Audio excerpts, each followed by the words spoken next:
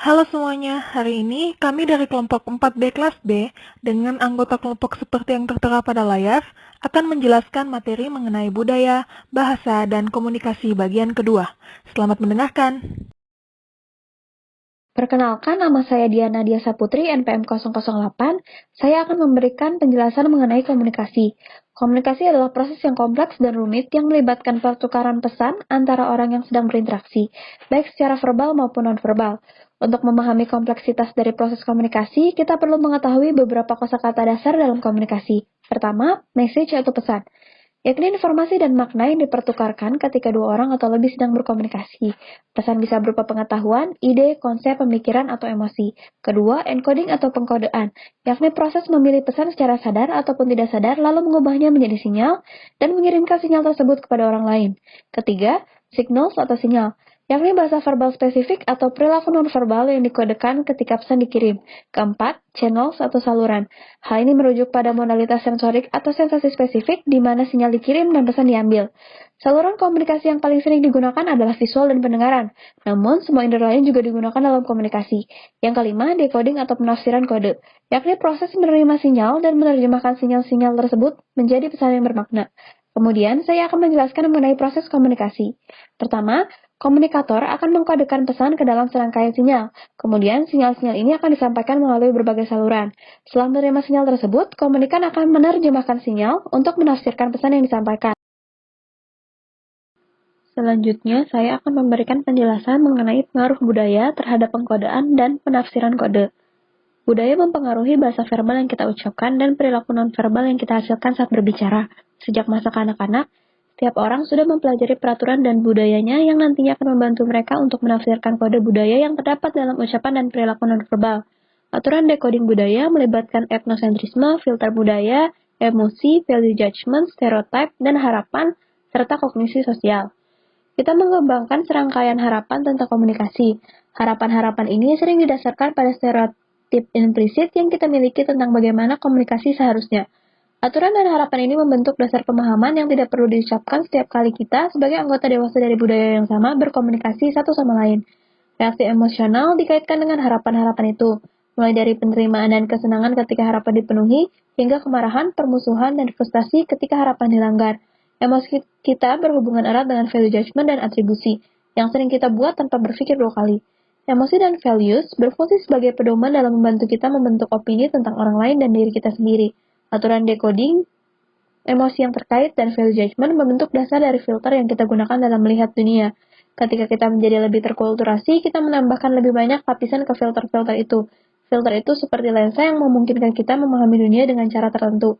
Pada saat kita dewasa, kita berbagi filter yang sama dengan orang lain dalam kelompok budaya yang sama. Lalu, perkenalkan nama saya Hendro Gunawan NPM 19011110076 yang akan menjelaskan mengenai komunikasi dalam konteks budaya. Jadi, intinya komunikasi dalam konteks budaya dibagi menjadi dua, yaitu komunikasi intrakultural dan komunikasi interkultural. Komunikasi intrakultural adalah komunikasi dengan mereka yang memiliki latar belakang budaya yang sama, sedangkan komunikasi interkultural adalah komunikasi dengan mereka yang memiliki latar belakang budaya yang berbeda. Selanjutnya, pada komunikasi interkultural setidaknya ada 8 hambatan yang bisa saja muncul seperti yang tertera pada layar slide.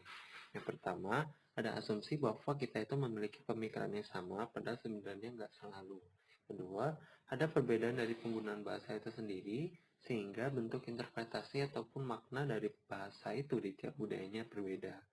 Lalu ketiga, ada perilaku nonverbal yang seringkali diinterpretasikan berbeda di tiap budayanya, seperti gerak tubuh ataupun nada suara.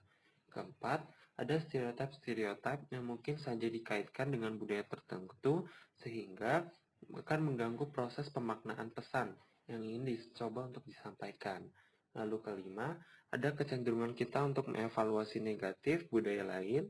Keenam, ada tingkat ketegangan ataupun tingkat kegelisahan yang cenderung tinggi pada komunikasi ini, sehingga proses penyampaian pesan pun akan tidak disampaikan dengan sempurna. Ketujuh, ada ambiguitas yang mungkin saja muncul ketika pesan yang diterima itu tidak dimaknakan secara benar. Dan terakhir adalah konflik ketika memang pesannya disalahpahami oleh lawan bicara sehingga memicu emosi negatif dari pihak lain. Perkenalkan, nama saya Angelioni Adventri Gunawan, NPM 10.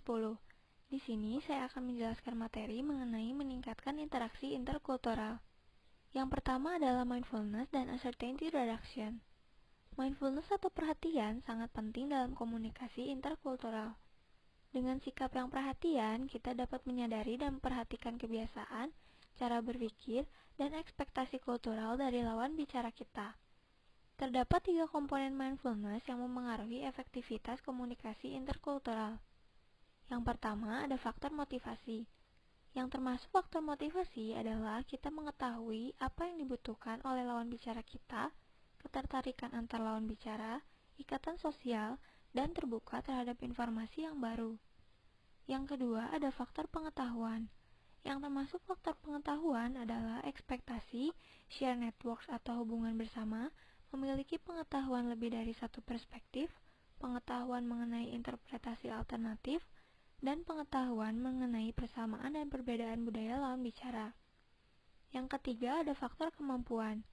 Yang termasuk faktor kemampuan adalah kemampuan untuk berempati, kemampuan dalam mentolerir ambiguitas, menyesuaikan komunikasi, menciptakan kategori baru, mengakomodasi perilaku, dan memperoleh informasi yang dibutuhkan. Ketiga faktor ini sangat memengaruhi jumlah ketidakpastian dan jumlah kecemasan atau stres dalam berinteraksi. Jika seseorang memiliki mindfulness yang tinggi, maka hal ini akan mengurangi ketidakpastian dan kecemasan serta menghasilkan komunikasi yang efektif. Selanjutnya adalah face. Face atau wajah yang dimaksud di sini adalah citra diri atau gambar diri seseorang di depan orang lain. Wajah atau citra diri dianggap sebagai fenomena universal yang meliputi seluruh budaya. Karena wajah mengacu pada kekhawatiran dengan penampilan seseorang di depan umum dan potensi rasa malu. Orang-orang dari budaya individualistik yang berkomunikasi dengan orang-orang dari budaya kolektivistik harus memperhatikan pentingnya wajah dan pemeliharaan wajah dalam budaya kolektif, begitupun sebaliknya. Yang ketiga adalah emotion regulation. Komunikasi antar budaya yang efektif penuh dengan tantangan. Penelitian terbaru telah menunjukkan peran kunci untuk proses psikologis yang dikenal sebagai regulasi emosi. Konflik dan kesalahpahaman tidak bisa dihindari, dan cara berpikir etnosentris dan stereotip sering menimbulkan penilaian negatif tentang perbedaan, konflik, dan kesalahpahaman. Emosi negatif sering dikaitkan dengan hal ini. Emosi negatif menyulitkan kita untuk terlibat dalam metode interaksi yang lebih konstruktif. Karena konflik tidak terhindarkan dalam komunikasi antar budaya, sangat penting untuk dapat mengendalikan reaksi emosional negatif kita. Mereka yang dapat mengendalikan emosi akan dapat terlibat dalam proses antar budaya yang lebih konstruktif, serta membuka pintu bagi interaksi antar budaya yang lebih berhasil. Assalamualaikum warahmatullahi wabarakatuh. Perkenalkan, nama saya Rahmania Gunawan Putri dengan NPM 1901110170084. Di sini saya akan membahas tentang bilingualisme dan budaya. Dalam psikologi ada perbedaan sebagai fungsi tertentu. Meskipun bahasa Inggris adalah salah satu bahasa yang paling banyak digunakan di dunia. Rata-rata orang yang berbicara bahasa Inggris juga berbicara setidaknya satu bahasa lainnya dengan lancar.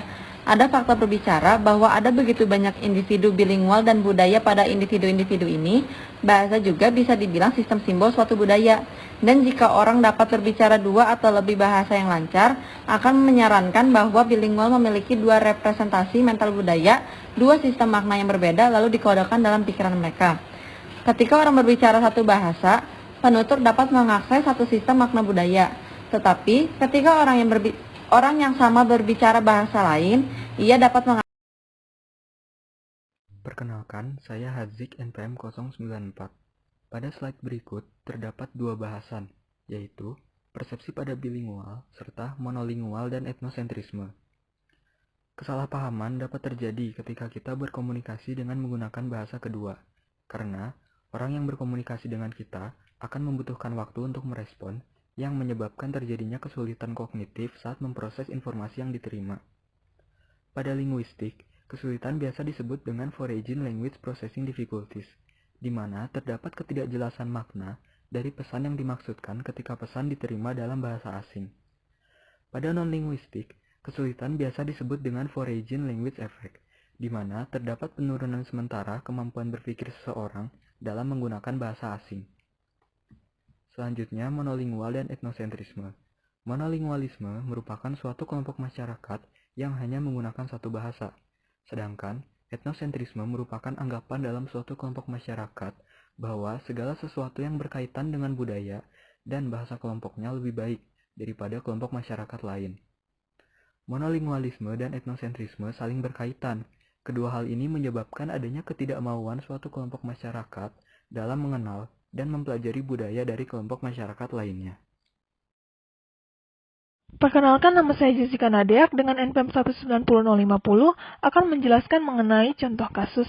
Berikut adalah contoh kasus untuk materi hambatan pada komunikasi interkultural, yaitu materi konflik. Kami mengambil contoh konflik sampit yang terjadi pada Februari 2001, tepatnya pada tanggal 18 Februari. Konflik sampit terjadi karena adanya rasa tidak puas dan merasa tersaingi dari suku Dayak terhadap suku Madura yang menetap di Kalimantan Tengah.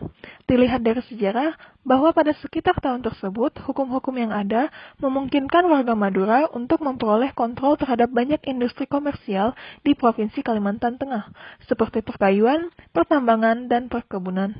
Sebenarnya, sebelum konflik sampit terjadi, ada beberapa kericuhan antar etnis di daerah tambang.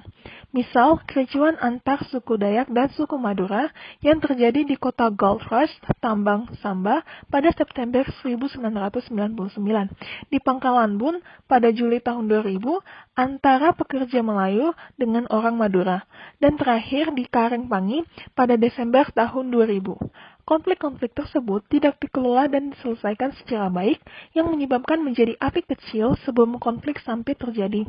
Dalam konflik sampit dapat terlihat bahwa suku Madura tidak memenuhi ekspektasi dari suku Dayak, yang dimana ekspektasi tersebut adalah suku Dayak ingin tanah mereka dikuasai oleh mereka, bukan oleh suku yang lain.